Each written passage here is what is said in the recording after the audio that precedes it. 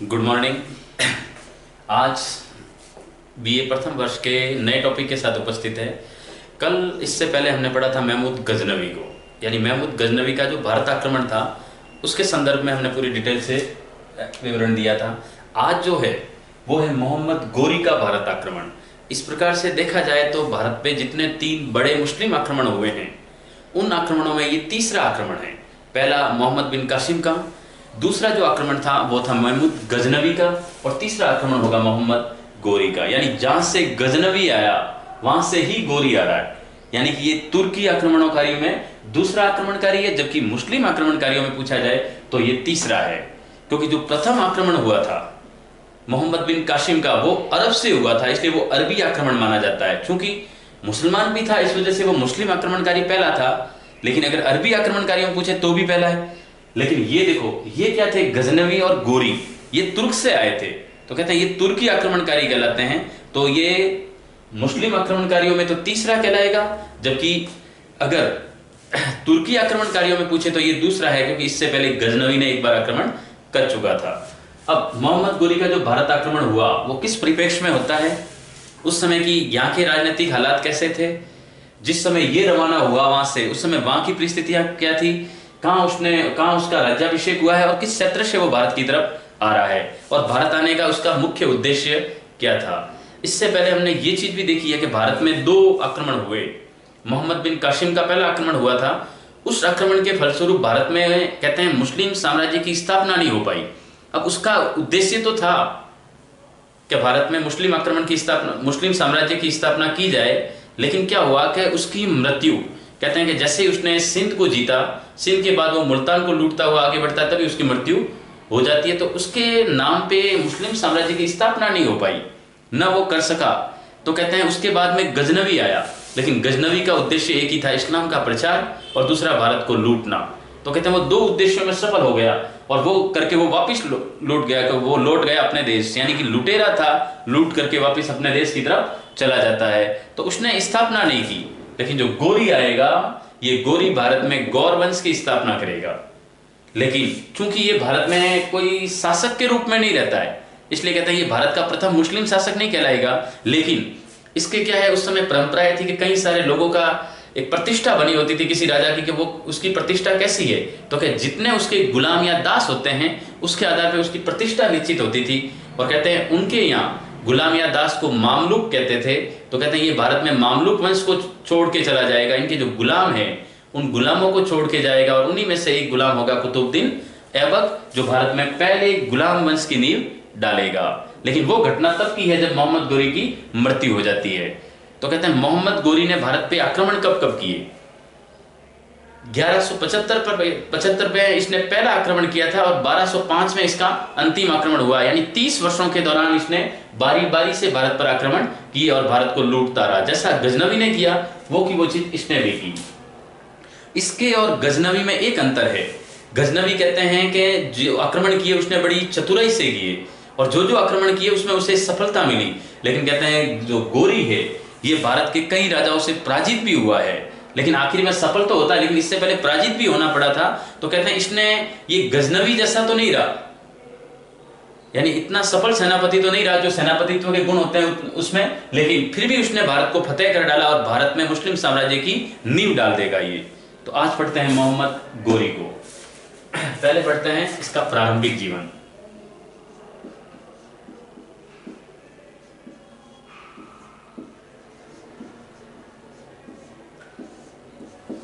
अगर मोहम्मद गोरी का प्रारंभिक जीवन देखें तो ये गजनी में एक छोटा सा स्थान है गौर, यानी उस समय गजनी साम्राज्य था, उस गजनी साम्राज्य एक छोटा सा स्थान था गौर, और ये गौर का शासक था, और कालांतर में वो गजनी पर अधिकार कर लेता है। तो कहते हैं वो गजनी के शासक होने के नाते भारत की तरफ बढ़ता है। अब इसका उद्देश्य क्या था, इसका उद्देश्य भी यही था जो उसके पूर्वजों ने, मतलब विशेष करके मोहम्मद गजनवी ने जो आक्रमण किया उससे उसे भी सफलता मिली, और उससे प्रेरणा मिली कि अगर भारत में गजनवी इतना धन लूट के आ सकता है तो फिर गोरी क्यों नहीं आ सकता। तो गोरी इसी परिप्रेक्ष्य में भारत की तरफ आक्रमण करेगा। तो कहते हैं प्रारंभिक जीवन ये है कि इसने 1173 ईस्वी में ये गजनी का शासक बना। कहां का बना,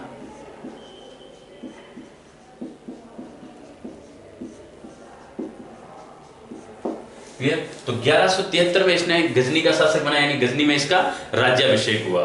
अब जो मोहम्मद गोरी है, ये इतिहास में शिहाबुद्दीन गोरी के नाम से भी प्रसिद्ध है। किस नाम से?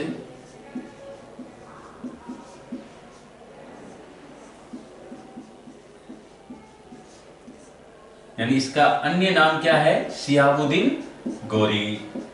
तो ये शिहाबुद्दीन गोरी के नाम से भी प्रसिद्ध हुआ है। अब देखिए, ये इसके प्रारंभिक जीवन के बारे में है कि राज्याभिषेक 1173 में हुआ है, शिहाबुद्दीन गोरी के नाम से है। अब ये उस स्थान का शासक है जो स्थान निर्जर है। कहते हैं कि वहां दौरे के धोरे हैं, रेगिस्तान पड़ा है, शुष्क जमीन है। कहते हैं उपजाऊपन कुछ भी नहीं है, आय के कुछ साधन नहीं, कृषि इतनी होती नहीं थी। तो कहते हैं इसी परिस्थितियों के मद्देनजर उसने भारत पर आक्रमण करने की सोची, जिससे उसे धन मिले। यानी जो काम गजनवी ने किया था वो काम वापिस गोरी प्रारंभ कर रहा है। अब क्या हुआ कि ये सबसे पहले जो भारत पे आक्रमण करेगा वो करेगा लाहौर के रास्ते।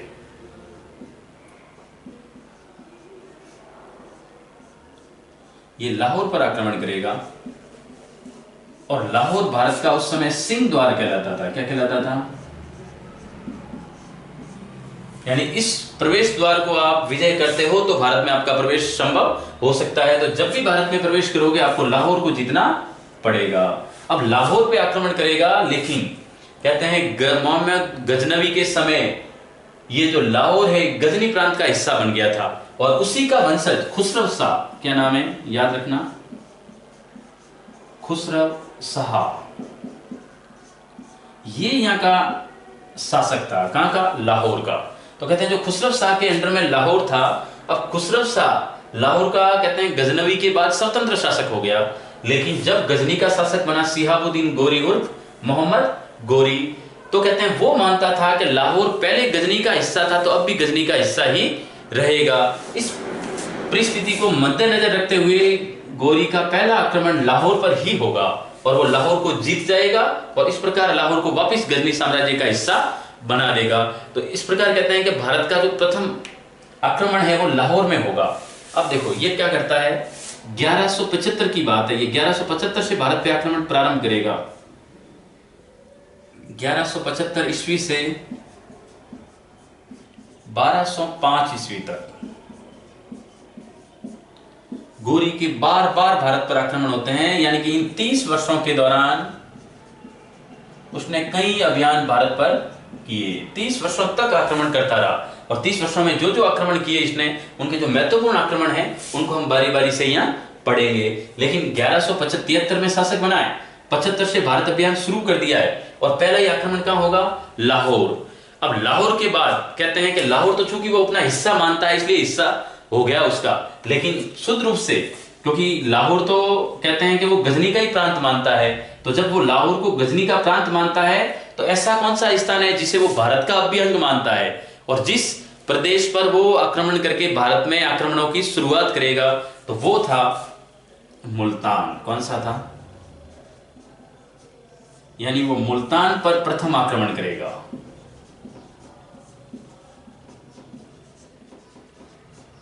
और मुल्तान पर प्रथम आक्रमण से ही उसके भारत अभियानों की शुरुआत होती है।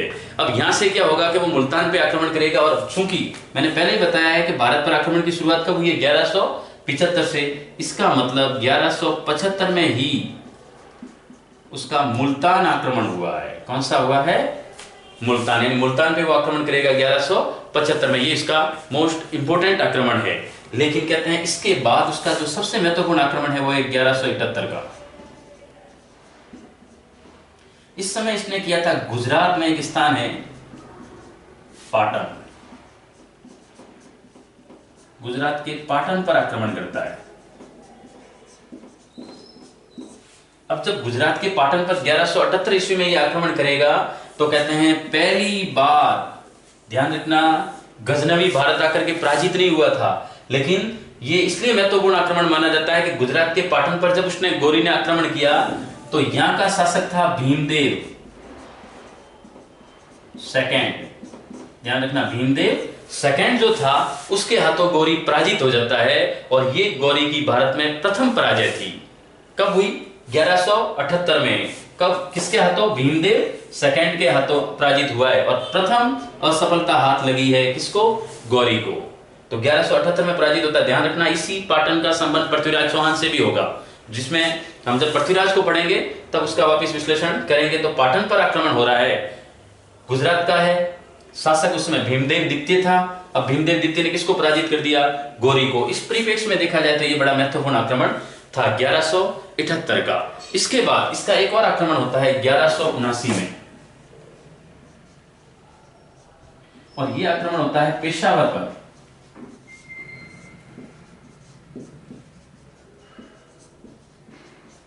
और इस आक्रमण में वो वापिस विजित हो जाता है, यानी गौरी पेशावर पर अधिकार कर लेता है। कब? 1179 में। इस प्रकार देखा जाए तो देखिए आप, लाहौर को जीता, और चूंकि लाहौर का वो भारत पर आक्रमण की शुरुआत नहीं मानता, इसलिए नहीं मानता कि वो लाहौर को क्या कर रहा था?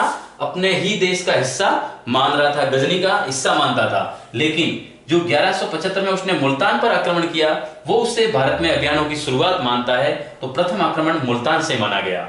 दूसरा 1178 में उसने जो गुजरात के पाटन पर आक्रमण किया, उसमें क्या है? उसे पराजय मिली, इसलिए ये बड़ा महत्वपूर्ण अभियान माना जाता है। फिर उसका आक्रमण 1179 में पेशावर पर हुआ, और उसने पेशावर को अपने कंट्रोल में कर लिया। वैसे उसने कहते हैं आक्रमण तो कई किए, लेकिन जो उसके मुख्य आक्रमण है, हम उन्हीं आक्रमणों को यहाँ पढ़ रहे हैं। अब देखो इसके बाद क्या होगा? 1185 का एक आक्रमण और इंपॉर्टेंट है, और ये है सियालकोट।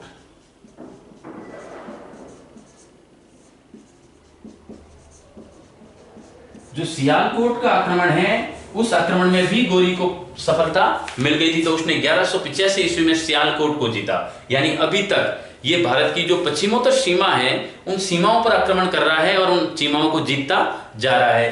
पहली बार भारत के मध्य तक सिर्फ पाटन में आया था, और पाटन में ही उसे पराजय मिल गई। तो कहते हैं उसके बाद उसने जो आक्रमण किए वो सीमावर्ती प्रदेशों पर किए, जैसे पेशावर को जीता, फिर सियालकोट को जीता। तो ये इसके प्रारंभिक आक्रमण माने जाते हैं। इसके बाद इसका एक और आक्रमण है जो 1186 में होगा, और वो वापिस लाहौर पर है।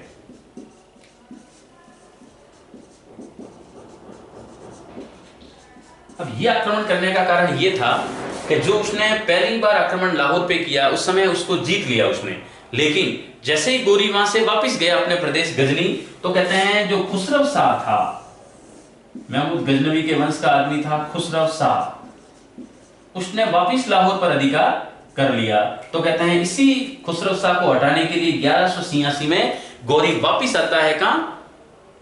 लाहौर, और लाहौर को जीत लेता है और खुसरव शाह को बंदी बना लेता है। यानी यहां तक ये आक्रमण थे। तो इस प्रकार इनको एक बार नोट डाउन कीजिए, उससे जो अगले वाले हैं वो अपन इसके बाद लिखते हैं।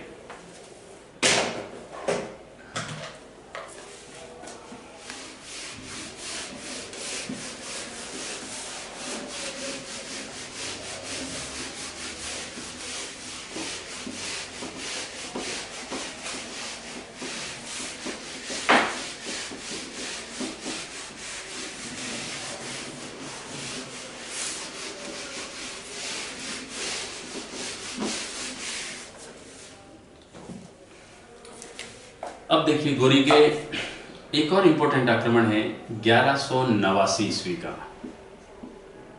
और यह आक्रमण उसने किया था बठिंडा पर।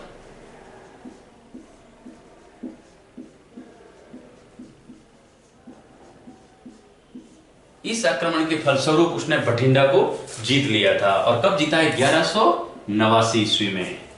अब बठिंडा पर जैसे ही जीता, उस समय कहते हैं बठिंडा जो था वो पृथ्वीराज चौहान के साम्राज्य का हिस्सा था, और जैसे ही वो बठिंडा को जीतता है, उसकी दुश्मनी अब किससे हो गई? पृथ्वीराज चौहान से। कहते हैं कि जो तराइन का युद्ध होगा, प्रथम युद्ध, उस तराइन प्रथम युद्ध का एक कारण यह भी है कि गौरी ने कहां आक्रमण कर दिया? बठिंडा पर। और बठिंडा को जीता तो दुश्मन जो था पृथ्वीराज चौहान वहां का शासक, वो उससे नाराज हो गया, और इससे कहते हैं यही कारण बन जाएगा 1191 का। तो कहते हैं इसके बाद एक प्रमुख अभियान होगा उसका 1191 ईस्वी, तराइन प्रथम।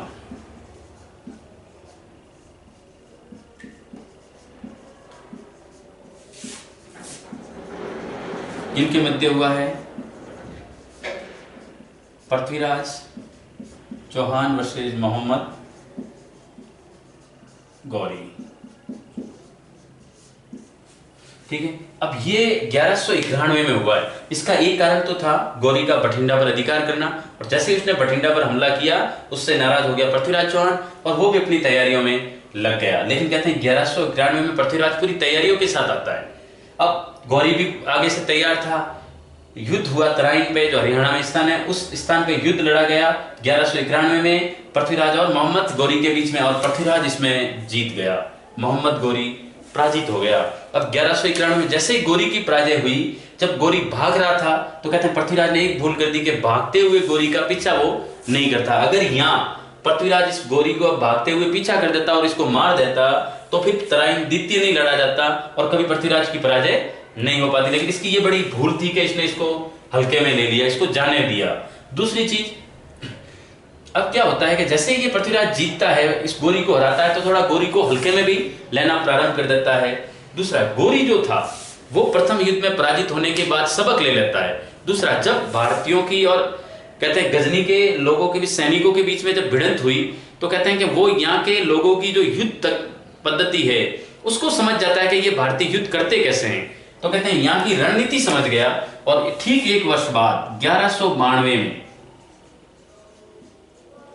वो वापिस भारत की ओर अभियान करता है, और इसी मैदान पे वापिस लड़ाई होती है जिसे कहते हैं तराइन का द्वितीय युद्ध, यानी तराइन सेकेंड। इस युद्ध में भी पृथ्वीराज और गौरी थे।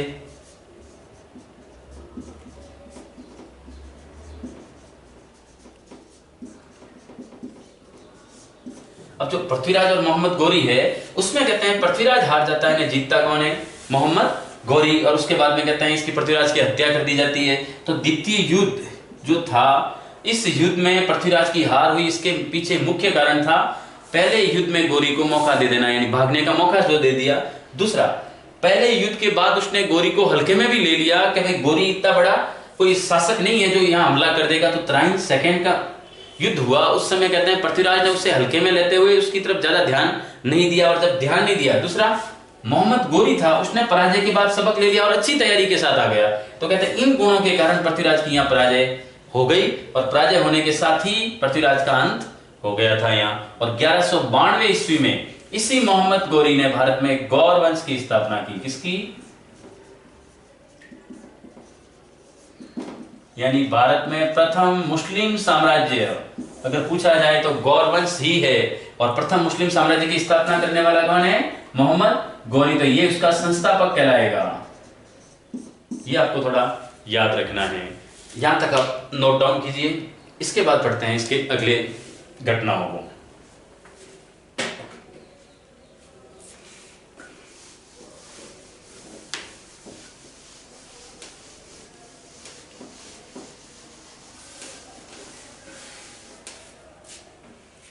अब देखिए 1192 में गौरी जीतता है।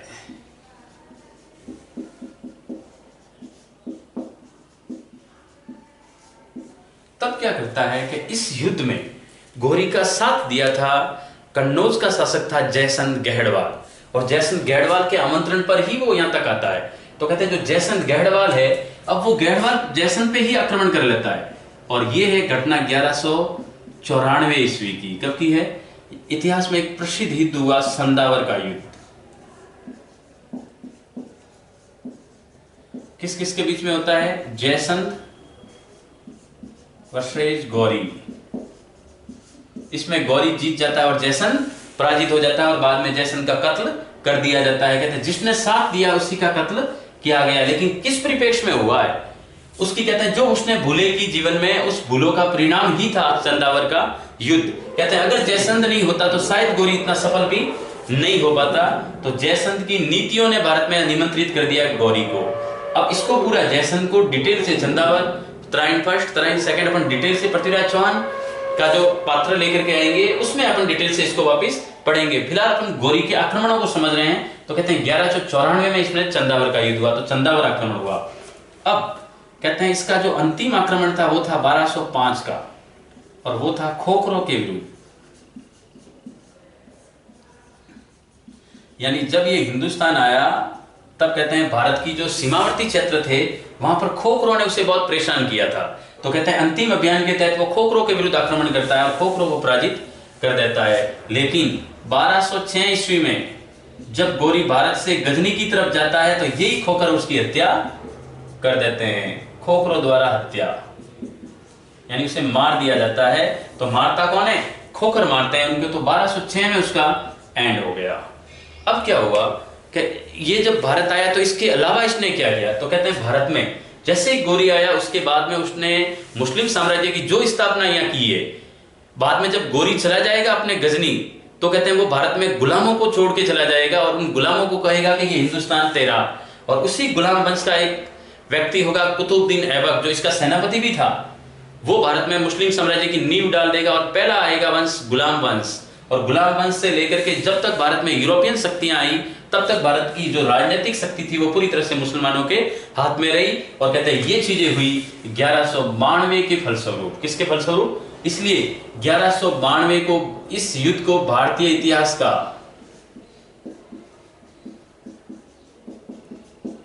ये मील का पत्थर था।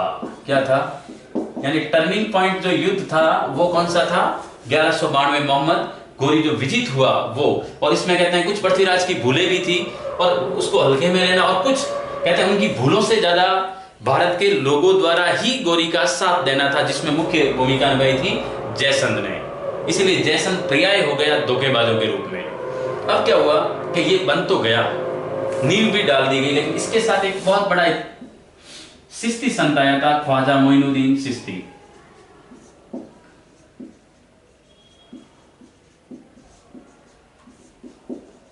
ये अजमेर आके रुका और अजमेर में ही इसकी दरगाह है। और इसी ने भारत में चिश्ती परंपरा की नींव डाली। किसकी? चिश्ती परंपरा का जो कहते हैं कि संस्थापक था वो था ख्वाजा मोइनुद्दीन चिश्ती। अब इस प्रकार कहते हैं कि उसने ये भी आई, चिश्ती परंपरा की भी शुरुआत हुई, भारत में मुस्लिम साम्राज्य की भी स्थापना हो गई। इस परिप्रेक्ष्य से मोहम्मद गोरी कहते हैं कि बहुत बड़ा महत्वपूर्ण भूमिका निभाता है भारत में इस्लाम के साम्राज्य की स्थापना में। अब जो गजनवी और गोरी में देखा जाता है तो कहते हैं गजनवी से इस मामले में गोरी कहीं ज्यादा सफल हुआ कि वो अपनी जो नीतियां थी, अपना जो उद्देश्य था, उन उद्देश्यों में वो सफल हो जाता है। ये है मोहम्मद गोरी का भारत आक्रमण। कल नए टॉपिक के साथ आएंगे और जिसमें पढ़ेंगे अपन पृथ्वीराज चौहान। उस टॉपिक को आप विशेष रूप से देखना, वो अपने सिलेबस में महत्वपूर्ण मार्क्स लेकर के आएगा क्योंकि उसमें सबसे ज्यादा अंक निर्धारित किए हुए हैं। तब तक के लिए धन्यवाद।